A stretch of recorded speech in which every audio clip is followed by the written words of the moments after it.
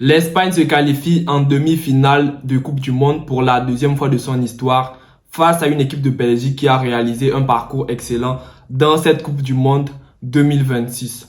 Alors, en première période, on a vu une équipe d'Espagne plutôt dominatrice, sans oublier aussi une équipe de Belgique qui ne se laissait pas faire. Surtout un Lamine Yamal étincelant, les amis. Franchement, il a fait un bon match.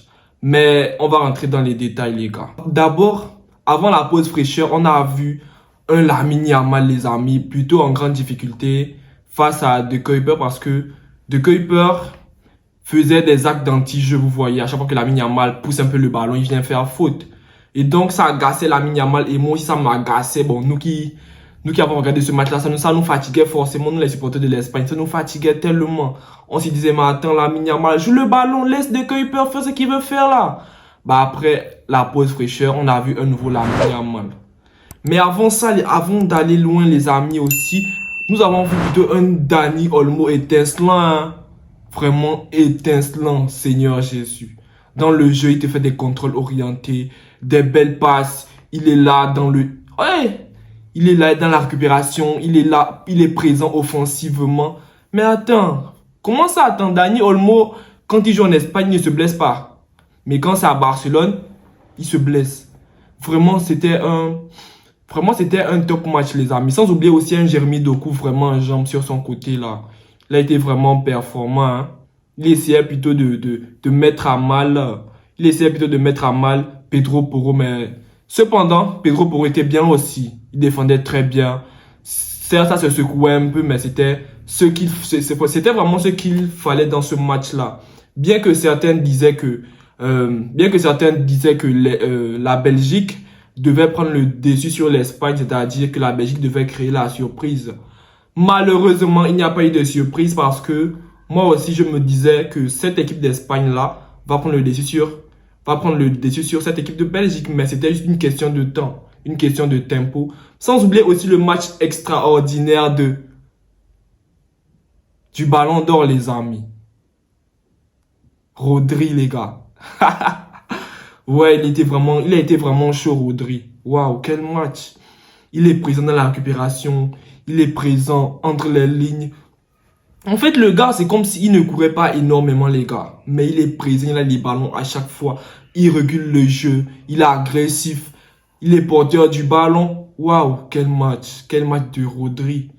Ceux qui disaient qu'il ne méritait pas le ballon d'or là. Eh, faut arrêter ça. Voilà ça maintenant. Il a prouvé qu'il méritait son ballon d'or. Waouh, quel match. Quel match, les gars. Sans oublier aussi un Kevin De Bruyne qui était plutôt pas mal dans ce match-là. Vraiment un Kevin De Bruyne aussi bien en jambes.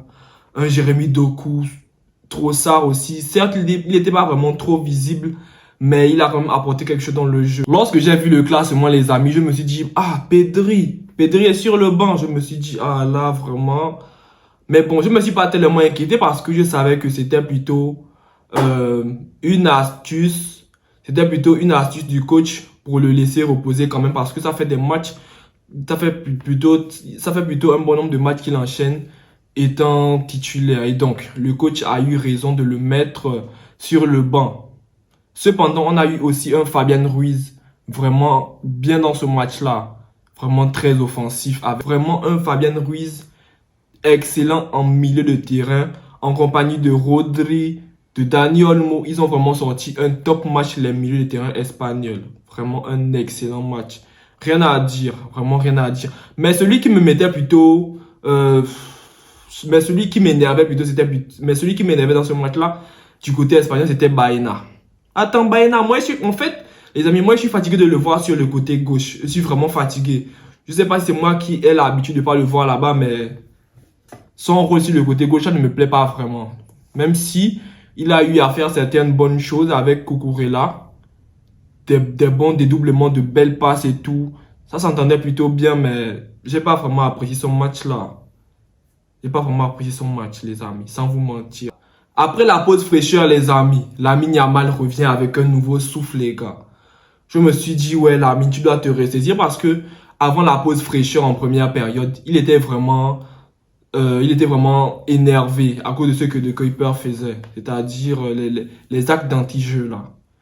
Parce que moi aussi, ça m'agaçait en regardant ça. Je savais que s'il ne faisait pas un bon match, les Madrilènes devaient parler, les, les, les, les fans de Cristiano, de Mbappé, là, ils devaient commencer à faire le bruit. Ouais, Lamine Yamal, il a été pocket par De Kuyper, par Jérémy Doku. Voilà, il s'est vraiment réveillé.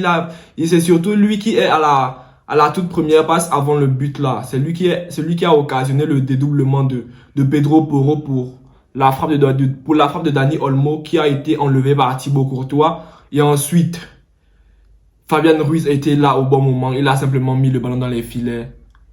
Simplement les gars. Ce sont les buts qu'on voit à l'école de foot, les gars. Simplement, c'est posé, c'est carré, c'est magnifique. Que dire, les gars? Que dire du match de la Yamal, les amis? Que dire? Il a fait un magnifique match. Si vous pensez qu'il n'a pas fait un magnifique match, dites ça en commentaire, les amis. On va débattre. Avant d'aller même loin en seconde période, en première période, les gars. Et Dani Olmo, Jesus. Dani Olmo, c'est d'abord... En fait, Dani Olmo, il est fort, les amis. Il est vraiment fort quand il est en forme. Rien à dire. Waouh, quelle performance de Dani Olmo. Seconde période, les gars. On voit une équipe de Belgique. En fait, les amis, moi, je m'attendais vraiment pas à ce que cette équipe de Belgique-là puisse prendre le dessus sur l'équipe d'Espagne. Tellement la Belgique jouait en bloc bas, je me disais, bah, ceux-là, ils vont prendre. Mais ce qui m'énervait le plus, c'est quand ils jouaient bloc bas et ensuite ils partaient en contre-attaque. Je me disais, mais attends, nous sommes en quart de finale, les amis. Jouez le ballon, arrêtez de faire ce que vous êtes en train de faire là. Et bah, ils ne comprenaient pas, voilà. Ça se répétait. Arambol, contre-attaque. Arambol, contre-attaque. Et voilà. Voilà. Vous faites entrer un Lukaku. Bref. Concernant le but de Decathlon, je ne sais pas si c'est comme ça qu'on prononce. Mais bon, je vais dire que bon, là quand même, ça a été plutôt un mauvais alignement de la défense espagnole qui a occasionné ce but-là. Et donc, ce n'est pas grave. En fait, ce but-là ne m'a vraiment rien fait de mal parce que je me disais, bon, ce sont des choses qui arrivent. Mauvais alignement. Et puis l'attaque belge a su en profiter. Voilà. Seconde période, les gars. On voit un Lamine Yamal étincelant. Toujours étincelant. Il a vraiment élevé le niveau encore. Il a encore ajouté plus 2 barres, les gars. Plus 2 barres. Il prend directement De Kuyper, Jérémy Doku. Il les met directement sur son dos, les amis. Lamine Yamal les met sur son dos direct. Bon, venez. On va faire ça d'abord homme à homme, vous voyez un peu. Ouais, en fait, c'était juste un bon match, les gars. Vraiment un top match. Je ne m'attendais pas vraiment à ce que l'Espagne puisse gagner sur ce score de 2-1. Mais bon, on a vu aussi une équipe de Belgique qui a bien défendu en bloc bas. Ça courait de partout. Ça ne voulait vraiment laisser aucun espace entre les lignes. Toujours là présent lors du pressing. Je me disais qu'attends, au début de match, je me disais que cette équipe de Belgique là veut faire quoi comme ça? Tellement, elle essayait vraiment d'étouffer l'équipe d'Espagne là dans son propre camp. Je me disais, attends, vous voulez jouer à ça là? Vous voulez jouer à ce que vous venez genre étouffer l'adversaire dans son camp. Mais l'adversaire là peut jouer avec des ballons contre-attaque et puis vous êtes cuit. Mais bon, l'équipe de Belgique a très bien géré le score, a très bien géré le match. Bravo à eux déjà pour le parcours. Mais bon, poursuivons les amis. Seconde période, moi j'ai plus vu un Lamine Yamal étincelant, hein. Vraiment très étincelant. D'ailleurs, la majorité des ballons passaient sur son côté pour essayer de déranger De Kuyper, Jérémy Doku et Raskin. Vraiment, c'était magnifique les combinaisons avec Pedro Porro. Vraiment, c'était excellent. Waouh, c'était vraiment magnifique. Les belles parades, les belles frappes qui nous sortent, Et sans oublier aussi les parades de Thibaut Courtois aussi qui nous empêchent 2, 3, 4, 5 buts de Lamine Yamal. Si je n'exagère pas, les amis. Mais sinon, Thibaut Courtois a aussi été très bon dans ce match-là. Certes, il a trop subi avec les frappes de Lamine Yamal. Cependant, n'oublions pas sa performance avant la blessure, les gars. Il est sorti à la 71e minute sur blessure. Bon, il a fait son match. Vraiment, il faut l'applaudir aussi. Il a fait son match. Et c'est bien. Voilà, les amis. Donc, les amis, n'oublions pas la prestation de Koubarsi quand même. Il a sorti une top performance, les gars.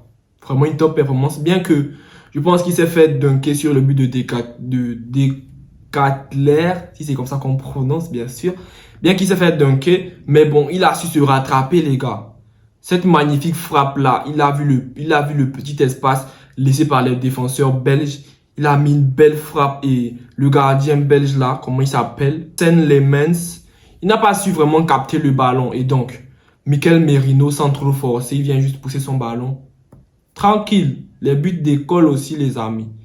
Waouh, quelle performance de Koubarsi. Magnifique. Magnifique, vraiment, c'est une top performance. Hein. Je m'attendais vraiment pas. En fait, quand il a pris le ballon, je m'attendais vraiment à ce qu'il frappe. Et il a vraiment frappé. Et cette frappe-là a directement mené le but. Waouh, pour laver directement ce qu'il a fait là. Le carton jaune sur Kevin De Bruyne. Et le but qu'il n'a pas su, bon, le but qu'il a pris parce qu'il s'est fait dunker par Decathlon et puis voilà, de top performance de Koubarsi, les amis. L'Espagne se qualifie en demi-finale de la Coupe du Monde 2026 et elle affrontera l'équipe de France. Et moi, je veux vraiment que cette équipe d'Espagne-là puisse tabasser la France comme il se doit. Voilà, parce que voilà, je suis pas trop, vous voyez les gars, vous voyez les amis, je suis pas trop supporter de la France, mais bon. Je veux que cette équipe d'Espagne là explique à Mbappé pourquoi il ne fait que coller Messi dans le classement de buteurs là. Voilà, c'est ce que moi je veux que l'Espagne puisse expliquer à Mbappé. Surtout Lamine Yamal puisse expliquer à Mbappé pourquoi il ne fait que coller Messi au classement de buteurs. Parce que c'est fatigant les amis, c'est fatigant. Tonton Messi marque, toi aussi tu marques. Mais non, faut te calmer. Aïe, faut te calmer. Mais bon les amis, on a vu un top match, voilà. Top match, rien à dire. Top performance des deux équipes. Surtout, le Joker Mikel Merino, waouh. Lui là, c'est vraiment une carte, hein. Vraiment une carte Joker, les gars. Il fait son entrée directement, comme contre le Portugal. Il fait son entrée et il met ce but-là qui envoie l'Espagne en demi-finale. Magnifique. Vraiment, chapeau à De La Fuente qui a su gérer ses joueurs comme il se doit, surtout Pedri. Bien que Pedri n'est pas vraiment étincelant dans ce tournoi-là, mais il apporte quand même quelque chose en milieu de terrain et c'est ce qui fait aussi la force de cette équipe-là. Donc, très belle performance des deux équipes, surtout. Bravo à l'Espagne pour sa qualification. Les amis, nous sommes arrivés au terme de cette vidéo. N'oubliez pas de vous abonner à la chaîne, de liker, de commenter et on se dit à très bientôt pour une nouvelle vidéo. Ciao!